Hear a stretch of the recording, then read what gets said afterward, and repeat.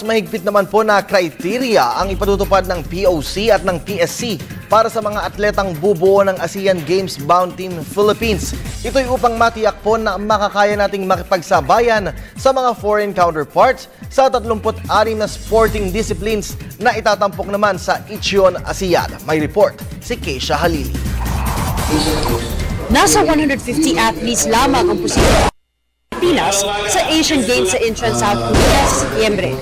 Ayon kay Asian Games Task Force member Tom Carrasco, mahigpit na criteria ang kanilang ipapatupad upang makabuo ng lean and mean delegation para sa 17th ASEAN. We emphasize na naintindihan ba nila ang criteria, ano ba plano nila, at if they submit this, na seryoso kami, na babalidate namin lahat ng submission nyo.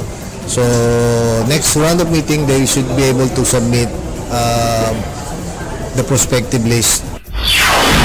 Samantala, tiwala naman si Carrasco na mahihigitan ng Team Philippines ang naharbat na 3 golds, 4 silvers at 9 bronze medals sa nakalipas na edisyon ng Asian Games sa Guangzhou, China noong 2010.